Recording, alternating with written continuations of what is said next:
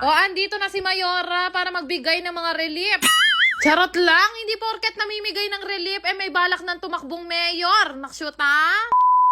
For today's ganap nga, samahan nyo nga kaming ipamigay yung mga nirepack namin na relief goods dito sa Barangay Frances, Kalumpit, Bulacan. Grabe, nandito pa nga lang kami sa bungad, kitang-kita na namin yung mga bahay na nilubog nga ni Karina. Sobrang daming pininsala ni Karina, wag lang siya magpapakita sa akin, talaga naman soplakan ke. Noong una nga, nagdadalawang isip kami ni Bebo na pumasok dahil baka lumubog kami ng tuluyan. Buti na lang talaga dito si Kuya para tulungan nga kami na makipag-coordinate nga sa barangay. Habang nagbabiyahe nga kami papuntang barangay, kitang-kita namin kung paano nga sila nasalanta ni Karina. Hindi ko lang alam kung ilang purok nga ang meron sila dito sa Barangay Frances, pero sabi ko nga dun sa sekretary ng barangay, gusto nga namin yung puntahan dalawa ni Bebo. Actually, itong bit-bit nga namin na relief, umabot nga din ng 300. Hindi man namin kayang bigyan lahat ng mga tao na nakatira dito sa Barangay Frances. At least, kahit paano, maliit na tulong o kaunting tulong na rin to para sa pamilya nila. Bawat purok nga, naglaan lang din kami ng ilang pirasong mga relief para nga hanggang dulo ng purok, mapuntahan namin. At sa mga nagko-comment dyan na meron akong kamukha,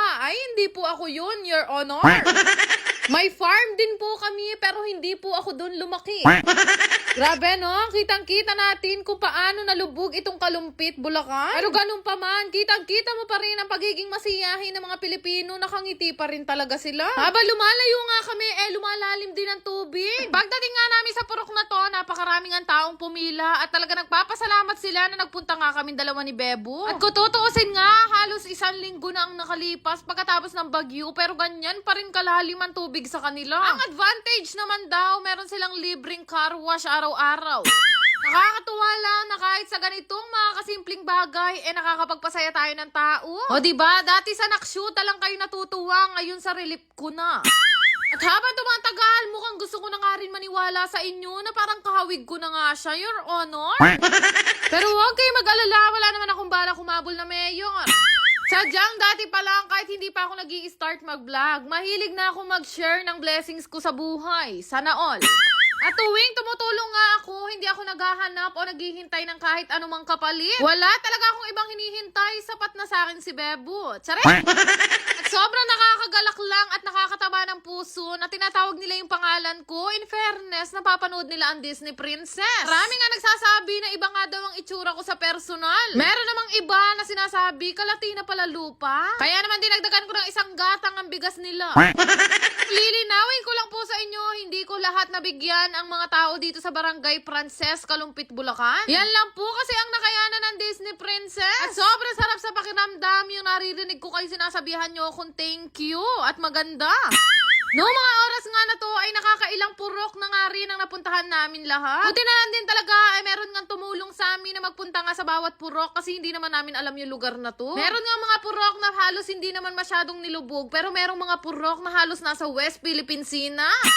Sa totoo lang, hindi ko nga ma-imagine paano pa kaya nung kasagsagan ng bagyo ay gaano kaya rugo kalalim yung tubig nila dito. Ito na nga yung huling purok na pupuntahan namin at pinapila na nga namin yung mga taong nandirito. At sa totoo lang din, marami-rami pa nga itong mga relief na nasa kahon. Sabi ko nga kapag ka maraming natira, dadalin pa namin to sa ibang lugar ng Bulacan at dadagdagan ko. Pina-priority ko talaga, lalo na yung mga matatanda na pumipila para makahingi nga ng relief. Pero ayun nga, ulitin ko, ito ay maliit na bagay lamang pero sana po ay nakatulong kami sa inyo. Yun lang naman ang ganap ko ngayong araw. Bukas ko na ulit kayo babalikan. Naksyuta?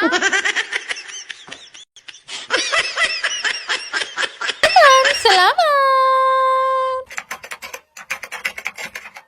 Hi guys! Gusto ko lang i-share sa inyo itong pinaglilibangan ko ang laro. Ito nga yung apaldo. Una sa lahat, ito ay mahigpit na ipinagbabawal sa bata at ito ay libangan lamang. Lalaro ko lang to kapag ka may extra at may free time ako. Kaya kung wala kayong extra dyan, huwag nyo nang isakripisyo. Kaya nga niyan, naipon na nga dito yung napanalunan ko at umabot na nga ng 18,000. Ito nga, Super Ace ang kadalasan ko laruin dito kasi malaki talaga akong manalo. Usong-uso kasi ito ngayon, kaya naman sinubukan ko rin at legit malaking ang manalo. Kaya nga niya na-scatter ako bawat spin minsan umaabot talaga ng libo-libo. Di nga yan mahirap laruin, pindot-pindot ka lang, tas magugulat ka. Malaki na pala yung napanalunan mo. Kasi kahit ako, minsan nagugulat talaga ako ng bongga. Pero ayun nga, play responsibly. Pre, sa laro, hindi naman palaging panalo. Natatalo din ako, pero ngayon, tingnan nyo ganyan, kalaki yung napanalunan ko. From 18,000, 22,000 na siya ngayon. Dahil dyan, lahat na magre-register sa link ko na nasa comment section, magkakaroon kayo ng ayuda sa akin. Go!